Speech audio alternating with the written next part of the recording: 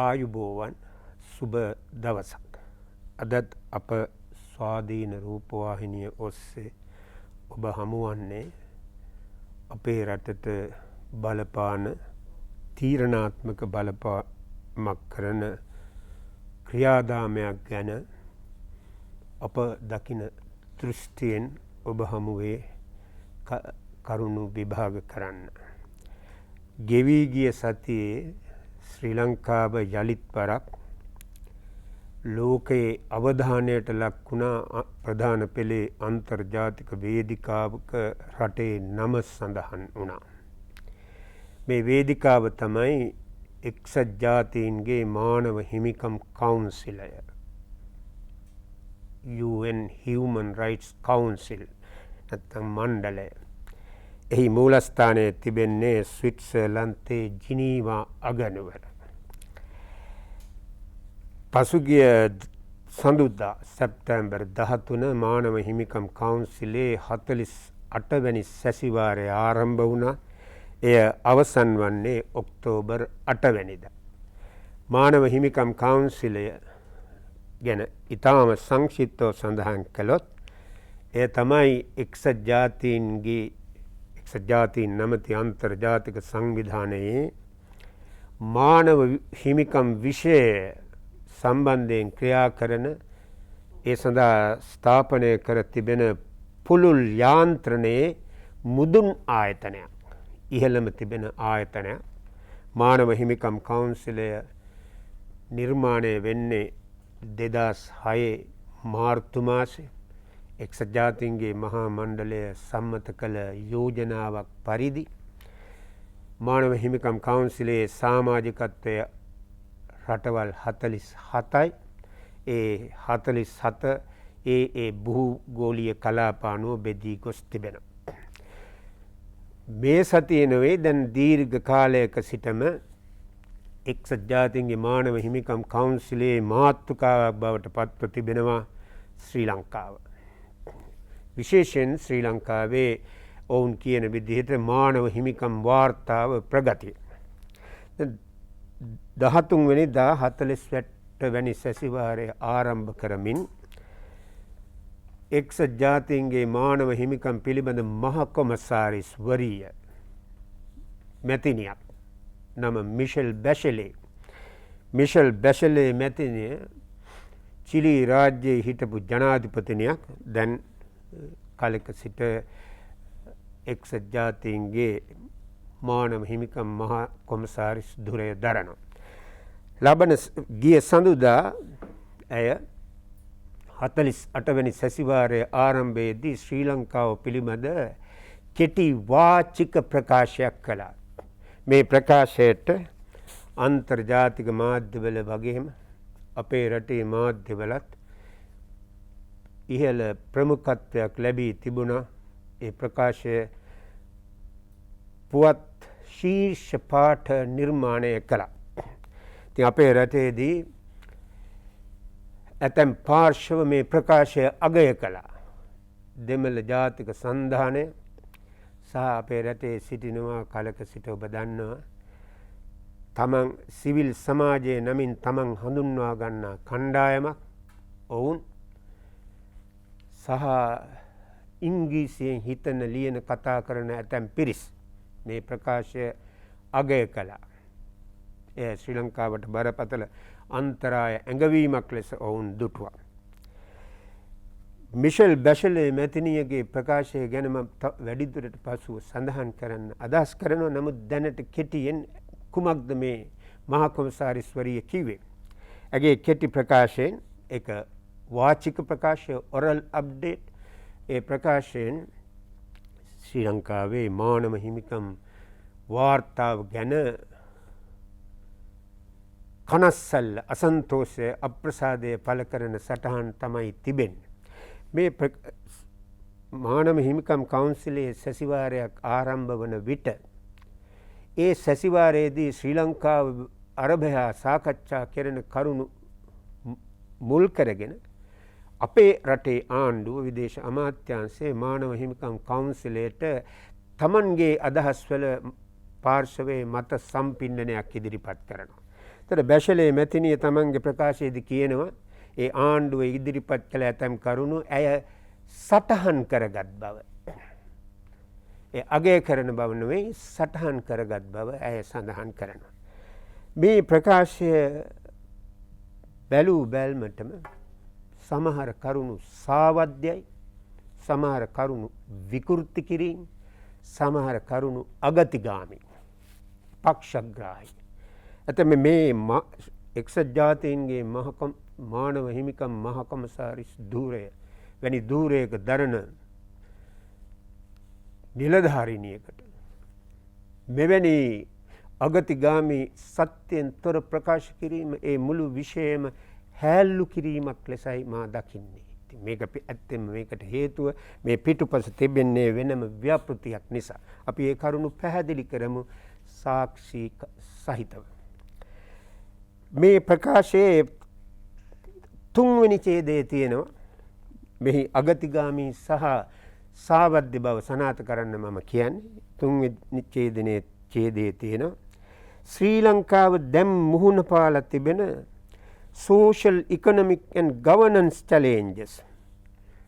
සමාජීය ආර්ථික සහ ආණ්ඩුකම අභියෝගවලට ප්‍රධාන හේතුවක් තමයි ඒකෙන් පිළිබිඹු වෙනවා corrosive impact that militarization and the lack of accountability continue to have on fundamental rights. මේ අපි මුහුණ පාලා තියෙන අර්බුද වලින් පිළිබිඹු වෙනවා මේ හමුදාකරණය නිසා පාලනය වගවීමේ ක්‍රියාදාමය ඉටු නොකිරීම නිසා ඇති වූ බලපෑම. මේ ඉතාම පුදුමජනක ප්‍රකාශයක්. දැන් අද අපේ රට මුහුණ පා තිබෙන අප මේ වේදිකාවේදී දිගටම සාකච්ඡා කළා ආර්ථික සමාජීය ගැටලු රාශියක්. වසංගතය නිසා උද්ගත වුණු ගැටලු, ආදායම් හැකිලීම, රැකියා අහිමිවීම, විනිමය ආදායම් හිඟය, ඒ නිසා ආනයන සීමා කරන්නට සිදුවීම. මේ කියන කරුණු මහකොමසාරිස්වරිය පෙන්වන්න උත්සාහ කරනවා සමාජයේ මිලිටරිකරණය කිරීම නිසා. මේ මිලිටරිකරණය කියන චෝදනාව ගෙන එන්නේ මහකොමසාරිස්වරිය සහ ඇගේ ප්‍රකාශ අගය කරන පාර්ශව. ඔවුන් කියනවා මේ වත්මන් ආණ්ඩුව බලයට පැමිණීමෙන් පස්සේ, ඒ කියන්නේ 2019 නොවැම්බර් මාසයෙන් පස්සේ සිවිල් පාලනය මිලිටරිකරණය කරනවා, හමුදාවට බලතල පවරා දීමක් වුණා කියන එක. අපි මේ චෝදනාව ඒ සත්‍යතාවට කලින් සලකා බලමු. ඒ චෝදනාව සත්‍යම වුණත් එතකොට මේ අද අප මුහුණ පා තිබෙන බරපතල සමාජ ආර්ථික ගැටලු නිර්මාණය වෙන්නේ, උග්‍ර වෙන්නේ මේ අවුරුදු 2කට ආසන්න කාලය තුලද. කවර හෝ රටක මෙවැනි දීර්ඝ අර්බුදයක් එවැනි කෙටි කලකින් සිද්ධ වෙන්නේ නැහැ. ඊළඟට රටේ පාලනයට විශ්‍රාමික හමුදා නිලධාරීන් සහභාගී කර ගැනීම මේ රටේ අලුත් දෙයක් නොවේ. සමහර විට මෙවර ඔවුන්ට කියන්න පුළුවන් සංඛ්‍යාවේ වැඩි වීමක් කියලා. නමුත් මේක සම ආණ්ඩුවක් කාලයේදීම සිදු වී තිබෙන දෙයක්. ඒ මිලිටරිකරණයක් මුළුමනින් සිද්ධ වී තිබුණත් එය අප මුහුණ පාන ප්‍රශ්නවල ප්‍රධාන හේතුවක් ලෙස සඳහන් කිරීම නම් ඉතාම හාස්‍යජනක පදනම් විරහිත ප්‍රකාශයක් ලෙසයි අප දකින්නේ. මේ අප පමණක් නෙවෙයි ලෝකයේ රටවල් බහුතරය ධනවත් රටවල් පවා මුහුණ පාන අර්බුදයේ පිටුපස ගැඹුරට විහිද ගිය දිගු කාලීන සමහර විට සියවස් 2-3 පැරණි ආර්ථික සමාජ දේශපාලන හේතු සාධක රාශියක් තිබෙනවා. ඊළඟට තව තැනක ඇය සඳහන් කරනවා අපේ රටේ විරෝධතා දක්වන අයට එරෙහිව වත්මන් ආණ්ඩුව අධිකතර බලය බලහත්කාරකම පාවිච්චි කරනවා කියලා.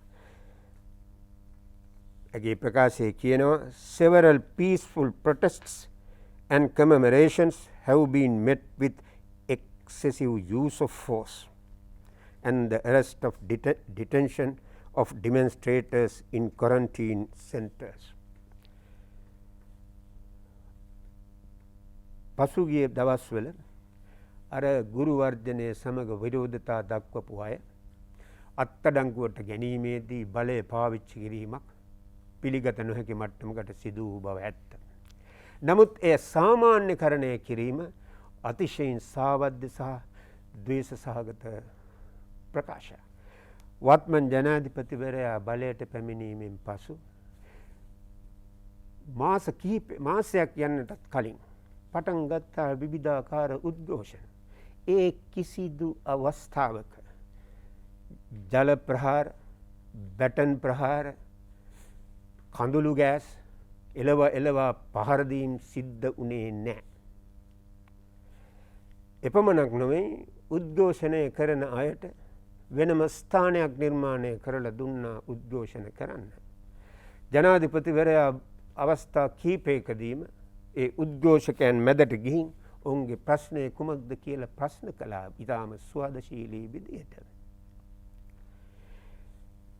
එවැනිවා ඒ ප්‍රගතිය ගැන අප දුකුවා පසුගිය යහපාලන ආණ්ඩු කාලෙත් ඊට පෙර ආණ්ඩුවල විශ්වවිද්‍යාල ශිෂ්‍යයෝ වෙනත් පිරිස් උද්ඝෝෂණ කරන විට ඔවුනට ආණ්ඩුව සැලකූ ආකාරය සාමාන්‍ය ශක්තිමත් තරුණ වයස පසුවන අයට පමණක් නොවෙයි ආබාධිත සෙබළුන්ට කොහොමද එදා සැලකුවේ කියන එක අප දුටුවා. භික්ෂූන් වහන්සේට සැලකුවේ කොහොමද කියන එක දැකුවා.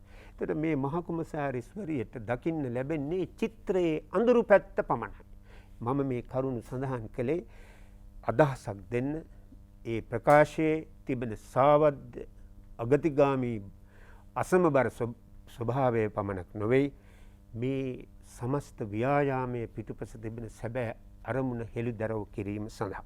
නිසා අපි මේ මානව හිමිකම් කවුන්සිලේ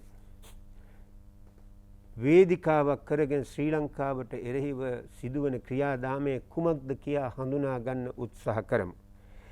මෙය බෙහෙවින් සංකීර්ණ විවාද ජනක දීර්ඝ කතාවක්. අප උත්සාහ කරනවා හැකිතරම් කෙටියෙන් ඒ කතාව සම්පිණ්ඩනය කරන්නට.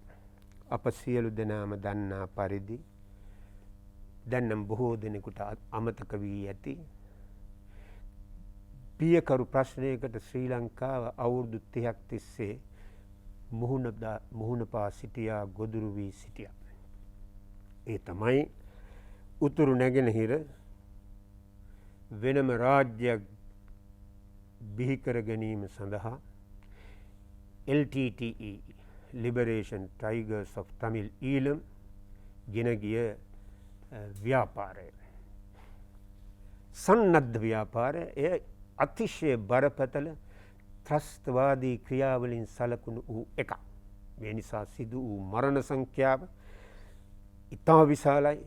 දේපල විනාශය එමෙන් කිහිප ගුණයක් සමාජයීය වශයෙන් ඇති වූ ප්‍රතිවිපාක ඊටත් වැඩි.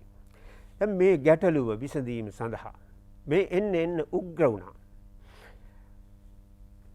2005-6-7 වගේ කාලය වන විට එහි කොයිතරම් උග්‍ර වුණාද කියනවා නම් LTTE සංවිධානයට තමන්ගේම ගුවන් හමුදාවක් නිර්මාණය කරගන්න හැකි වුණා.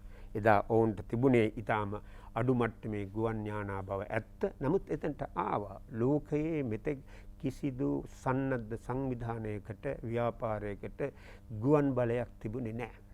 ඉතින් මේ ප්‍රශ්නය ආරම්භ වූ අවධියේ සිට එය විසඳීම සඳහා හැම ආණ්ඩුවක්ම බලයේ සිටි 1970 ගණන් වල සිට බලයේ සිටි සෑම ආණ්ඩුවක්ම මේ ප්‍රශ්නය විසඳීමට උත්සාහ කළා. ඒ උත්සාහයන්ගේ අසාර්ථක තැන් අඩුපාඩු තිබුණු බව ඇත්ත. නමුත් උත්සාහයක් තිබුණා. ජනාධිපති ජයවර්ධන, ජනාධිපති රණසිංහ ප්‍රේමදාස, ජනාධිපතිනි චන්ද්‍රිකා බණ්ඩාරනායක කුමාරතුංග මේ සියලු දෙනා උත්සාහ කළා මේ ප්‍රශ්නය සාමකාමී ලෙස විසඳන්න. සාකච්ඡා මාර්ගයෙන් විසඳන්න. සාකච්ඡා මාර්ගයෙන් විසඳීමට ගත් උත්සාහය අසාර්ථක වුණු අවස්ථාවල හැම ආණ්ඩුවක්ම මිලිටරි ක්‍රියාමාර්ගයකට ගියා. යුද්ධයෙන් ප්‍රශ්නය සමතයකට පත් කරන්න උත්සාහ කළා අවස්ථා ගණනාවකදී. එක් අවස්ථාවක 1987 ජේ.ආර්. ජයවර්ධන ජනාධිපතිවරයාගේ ආණ්ඩුව සමයේ LTTට එරෙහිව ඉතාම සැලසුම් සහගත යුද මෙහෙයුමක් ක්‍රියාත්මක වුණා ඔපරේෂන් ලිබරේෂන් නමින්. ඒ යුද මෙහෙයුම සාර්ථකව ඉදිරියට යන විට තමයි එදා ඉන්දියාව පාලනය කළ රාජීව් ගාන්ධී අගමැතිවරයා තමන්ගේ හමුදාව එවලා ගුවනින් අපේ භූමියට පරිප්පු සහ ආහාර ද්‍රව්‍ය ඖෂධ දාලා ශ්‍රී ලංකාව බිය ගන්වලා ඒ සටන අරගලය නතර කළේ. ඉන් පසුව දිගින් දිගටම LTT බලවත් සම්පන්න වුණා. ඇතැම් පසුබැසීම් මැද්දේ වුවත්. කොයිතරම්ද කියනවනම් 2005 පමණ වන විට මේ රටේ නොනිල නිල වශයෙන් ප්‍රකාශ නොකළ වෙනම රාජ්‍යයක් බිහි වී තිබුණා. මේ ප්‍රයත්නය සාර්ථක වුණා නම් එය සිංහල දෙමළ මුස්ලිම් සියලු දෙනාටම අතිශය හානිකර ප්‍රතිවිපාක අවසානයක් දැකිය නොහැකි මහා ලේවගිරීමක ආරම්භය වීම නිසකයි ලෝකයේ සිසු රටවල මෙවැනි සිදුවීම් ගැන තිබෙන අත්දැකීම් අනුව. 2005 බලයට එන ජනාධිපති ධූරයට එන මහින්ද රාජපක්ෂ ජනාධිපතිවරයා ඔහුත් උත්සාහ කළා LTT සමග සාකච්ඡා මාර්ගයෙන් මේ ප්‍රශ්නය විසඳන්න. ඊට කලින් 2001 බලයට පැමිණි අගමැති රනිල් වික්‍රමසිංහ මහතාගේ ආණ්ඩුව LTTE සමග 2002 අප්‍රේල් මාසෙදී සටන් විරාම ගිවිසුමක් අත්සන් කළා. ඒ සටන් විරාම ගිවිසුමෙන් LTTE අවිබලයෙන් අත්කරගත්ත ප්‍රදේශ LTTE පාලන ප්‍රදේශ ලෙස පිළිගත්තා. LTTS හැම විටම මේ සාම සාකච්ඡා ප්‍රයෝජනයට ගත්තේ තමන්ගේ ශක්තිය වර්ධනය කරගන්න, අලුතින් සෙබළු බඳවා ගන්න, අලුතින් ආයුධ මිලදී ගන්න. ඒ දේම තමයි 2001 එක්සත් ජාතික පක්ෂ ආණ්ඩුව සමග ඇති කරගත්ත සටන් විරාම ගිවිසුමත් ඒ අරමුණ සඳහාම තමයි LTT ප්‍රයෝජනයට ගත්තේ. ඒ දවස්වල LTT නායකයා දේශනයක් කළොත් ඒ දේශනය අවසන් කරන පොදු වාක්‍යයක් තිබුණ හැම විටම. ඒ වාක්‍යය තමයි විමුක්ති කොටින්ගේ පිපාසය තමිල් ඊළමයි කියන එක. ඔහු ඉන් බැහැර වෙන්න උත්සාහ කළේ නැහැ. මහින්ද රාජපක්ෂ ජනාධිපතිවරයාගේ රජය සාකච්ඡා සඳහා ජිනීවා ගියා, ඔස්ලෝ ගියා. ඔස්ලෝ සාකච්ඡාවට LTTE ආවෙත් නැහැ. ඉන් පසුව LTTE දිගින් දිගටම ප්‍රහාර දෙන්නට පටන් ගත්තා. රටේ හමුදාපතිවරයා ඝාතනය කරන්න උත්සාහ කළා. කැබිති ගොල්ලෑවිදී අහිංසක අසරණ මිනිස්සු 68 දෙනෙක් පමණ ඝාතනය කළා. පස්සේ මාවිල් සොරවුව ආරූ සොරවුව වසා දැමුවා. මෙන්න මේ අවස්ථාවේදී එදා තිබුණු මහින්ද රාජපක්ෂ ජනාධිපතිතුමාගේ රජය තීරණය කළා LTTEට මිලිටරි වශයෙන් උත්තර දෙන්න. මෙන්න මේ ක්‍රියාදාමය ආරම්භ වූ විගස LTTEට සහාය දෙන ඔය අන්තර්ජාතික ප්‍රජාව කියලා හඳුන්වා ගන්නා රටවල් ඔවුන්ගේ අනසක යටතේ තිබෙන්නා වූ අන්තර්ජාතික සංවිධාන, ඔවුන්ගේ අරමුදල් වලින් මේ රටේ ක්‍රියාත්මක වන සිවිල් සමාජය නමින් හඳුන්වන සංවිධාන කියන්නට පටන් ගත්තා මේ යුද්ධේ එකක් ඔවුන් කී දේ අතර තමයි මේ යුද්ධය දිනන්න බෑ. ඔවුන් ඒකට කිව් වචනයක් හදලා තිබුණා unwinnable war. ඊළඟට කිව්වා යුද්ධය නිසා විශාල වශයෙන් මානව හිමිකම් කඩ වෙනවා. මානුෂවාදී නීතිය උල්ලංඝනය වෙනවා. සාමාන්‍ය මිනිස්සු ඝාතනය වෙනවා. මිනිස්සුන්ට ආහාර නැහැ. දැන් මහින්ද රාජපක්ෂ ජනාධිපතිවරයාගේ සමයේ නැගෙනහිර මෙහෙයුම කරන විටත් මේ චෝදනාව ආවා. ඔවුන් කිව්වා වාකරේ රෝහලට බෝම්බ දාලා තියෙනවා. නමුත් එහෙම දෙයක් සිදු වුණේ බවට සාක්ෂි පසුව ලැබුණේ නැහැ. නැගෙනහිර මෙහෙයුම සාර්ථකව අවසන් කොට වන්නි මෙහෙයුම ආරම්භ වීමෙන් පස්සේ මේ බලපෑම විරෝධය එන්නම උත්සන්න වුණා. කොයිතරම් උත්සන්න වුණාද කියනවනම් වන්නි මෙහෙයුම ඉදිරියට යන විට ලෝකයේ බලවත් රටවල් උත්සාහ කළා එය නතර කරන්න. මම එහි එක අවස්ථාවක් සඳහන් කරනවා නම් 2009 අප්‍රේල් මාසයේ 20 ගණන් වල 25 පමණ දවසකදී ලංකාවට එනවා ලෝකයේ බලවත් රටවල් දෙකක විදේශ ඇමතිවරු දෙදෙනෙක්. එක්කෙනෙක් බ්‍රිතාන්‍යයේ ඩේවිඩ් මිලිබෑන්, අනික් තැනැත්තා ප්‍රංශයේ එදා සිටි විදේශ ඇමති බර්නාඩ් කූෂ්නර්. ඔවුන් අපි දිග කතාවක් කෙටි කරනවා. මහින්ද රාජපක්ෂ ජනාධිපතිතුමා හමු වෙලා කිව්වා ඔබට අපට තියෙනවා ඔබට පණිවිඩයක් දෙන්න අන්තර්ජාතික ප්‍රජාවගේ පණිවිඩයක්. ඔබේ යුද්ධයෙන් දෙමළ ජනයා විනාශ වෙනවා මේක නතර කරන්න. මහින්ද රාජපක්ෂ ජනාධිපතිතුමා ඔවුන්ට කිව්වා අපි තවදුරටත් ඔබේ යටත් විජිතයක් නොවේ. ඒක 1948 දී අවසන් වුණා. මම කරන්නේ මේ රටට ප්‍රයෝජනවත් දේ. මෙන්න මේ විදිහට ඔවුන් උත්සාහ කළා. ඒ දවස්වලම ආවා ප්‍රකාශිතව චෝදනා මේ යුද්ධය දිගට ගියහොත් ශ්‍රී ලංකාවට එරෙහිව යුද අපරාධ චෝදනා එන්න පිළිවන් කියා. මේ අදහස ප්‍රකාශ කළා. ලිඛිත සාක්ෂි තියෙනවා. එදා කොළඹ සිටි ඇමරිකාවේ එක්සත් ජනපද තානාපතිවරයා රොබර්ටෝ බ්ලේක් එදා ලංකාවේ සිටි විදේශ ඇමති රෝහිත බෝගල්ලාගම මහතාට කිව්වා මේ සටන ගියොත්. අන්න එතනින් තමයි මේ ජිනීමා ක්‍රියාදාමයට මුල පිරෙන්නේ. අපි දැන් කෙටි විරාමයක් ගනිමු ඉතිරි කොටසට යන්නට කලින්.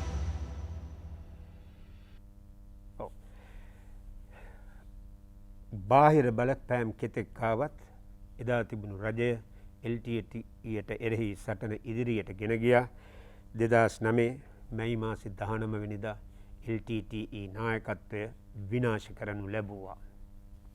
මෙන්න මේ මොහොතේ සිට අර ඊට කලින් අන්තරාය අඟවා තිබූ සාධක එළියට ගන්නවා අන්තර්ජාතික ප්‍රජාව නමින් හඳුන්වන ලෝකය පාලනය කරන රටවල්. ඔවුන් ඒ සාධකය ගන්නේ එක්සත් ජාතීන්ගේ මානව හිමිකම් කවුන්සිලය වේදිකාවක් කරගෙන.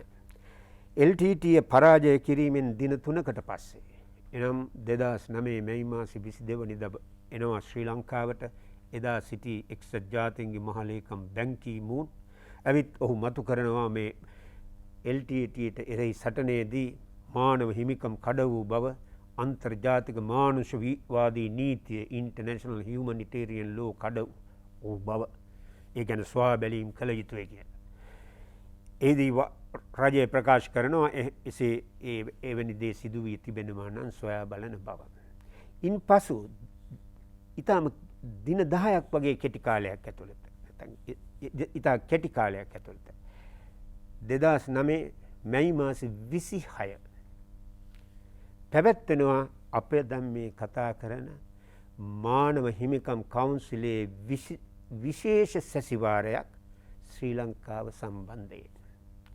ඒ සැසිවාරයට වීඩියෝ පණිවිඩයක් එවනවා එදා සිටි එක්සත් ජාතීන්ගේ මානව හිමිකම් මහ කොමසාරිස්වරිය ඒත් මැතිනියක් නොවන කෙනෙක්.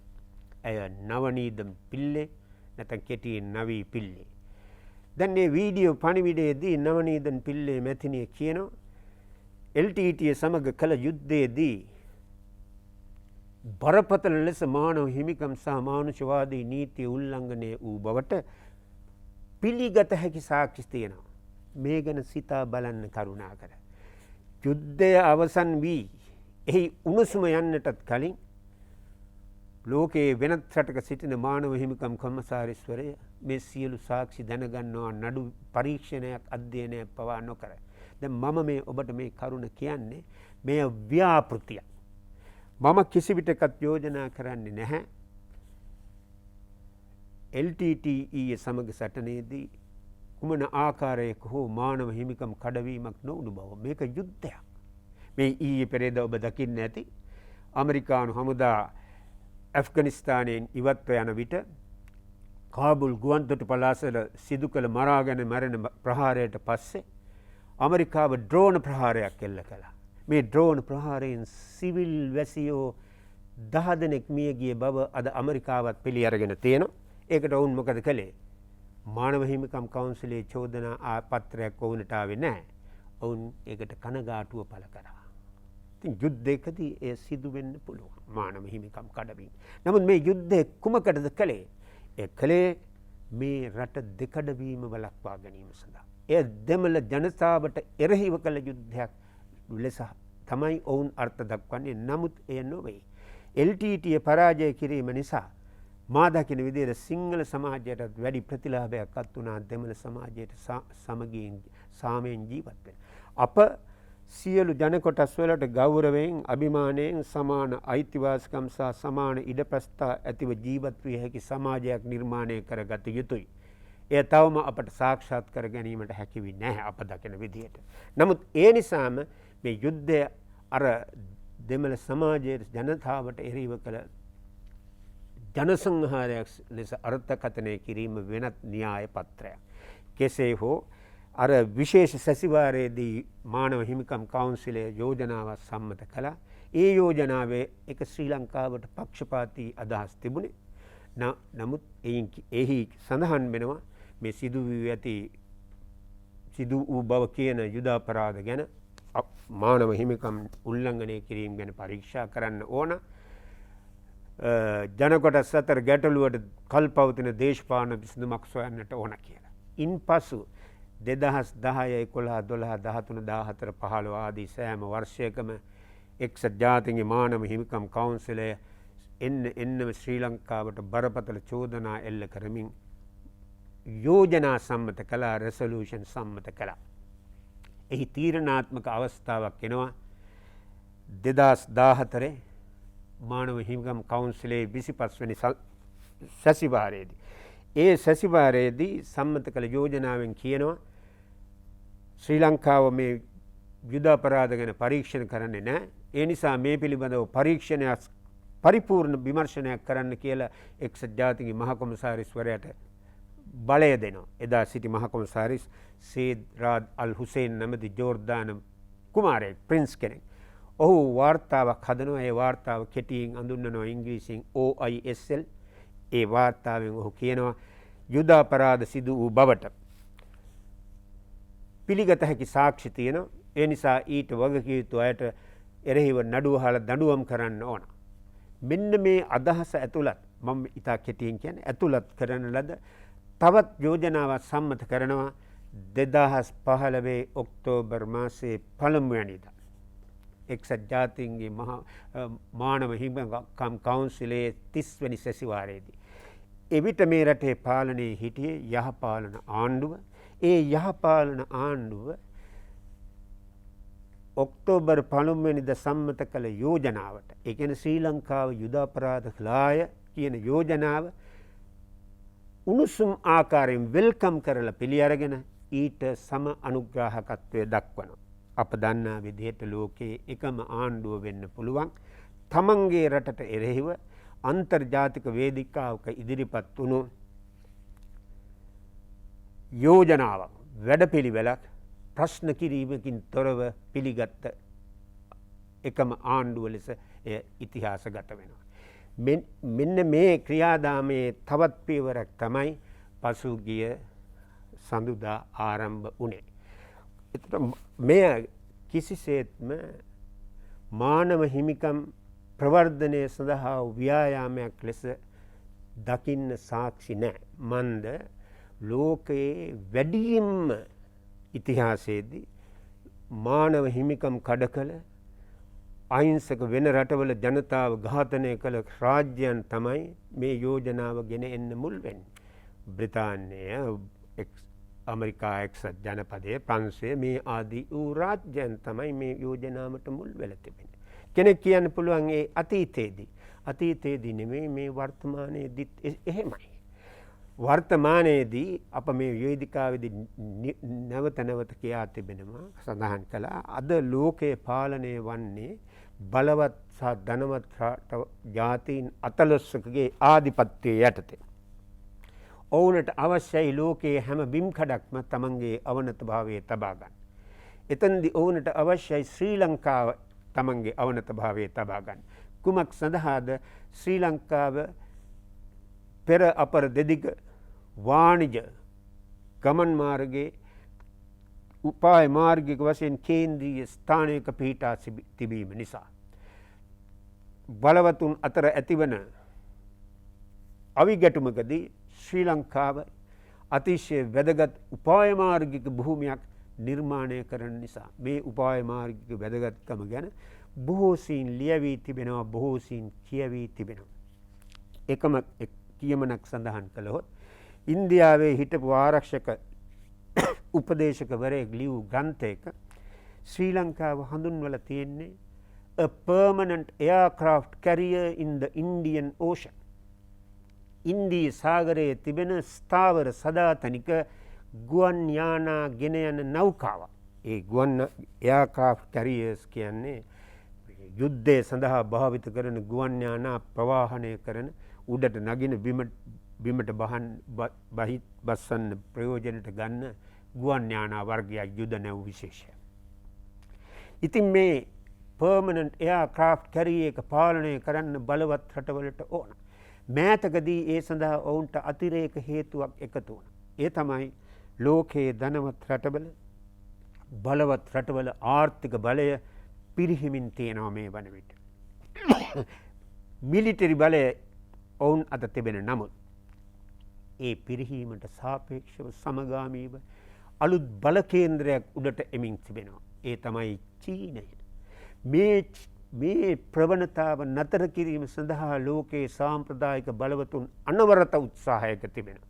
මේ ඊයේ පෙරේද පසුගිය සතියේ බදාදා ඇමරිකාව සහ එක්සත් රාජධානී බ්‍රිතාන්‍යය ඔස්ට්‍රේලියාව සමග ගිවිසුමකට ආවා.